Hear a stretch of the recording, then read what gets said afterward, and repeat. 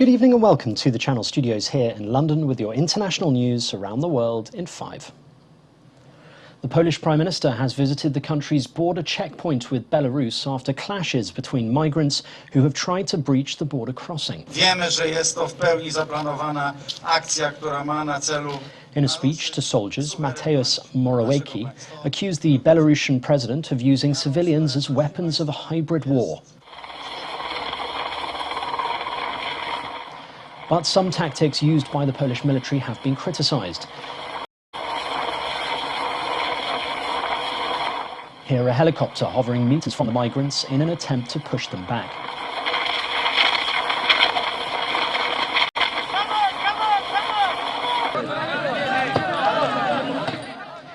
The European Union says it's ready to send humanitarian aid. The bloc accuses Belarus of encouraging migrants to cross into Europe through Belarus as a form of revenge for sanctions. Day 10 of the COP26 summit is focusing on gender equality, with delegates and leaders discussing the role of women in efforts to tackle climate change. US Speaker of the House of Representatives Nancy Pelosi and Congresswoman Alexandria Ocasio-Cortez were the stars of the show. I would say stay in the streets and keep hydrated. Meanwhile, protesters impersonating world leaders held mock negotiations on a sinking boat in Glasgow, demanding more than talk, saying the oceans are rising around us. At least 5 people have died after days of heavy rainfall in the Indian state of Tamil Nadu. It's thought the victims were killed by lightning or collapsed buildings. Around 500 houses have also been destroyed by the rain so far. Authorities in Chennai have issued the red alert until November the 11th.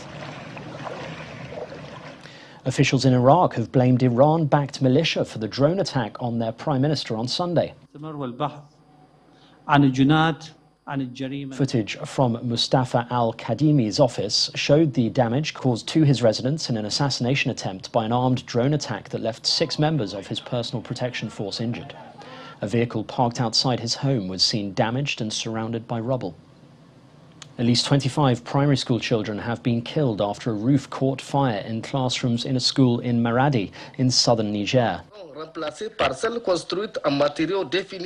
Another 14 people have also been injured, including 5 in critical condition. The local government has announced the suspension of classes and 3 days of mourning in the city. South African officials are investigating an alarming rise in seal deaths along the west coast near Cape Town, with malnutrition one potential cause. Scores of seal carcasses on beaches in Cape Town and along the Atlantic Ocean coastline north of the city last week.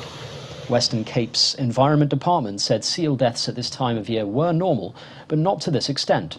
The provincial government said last week alone it had buried almost 200 seals.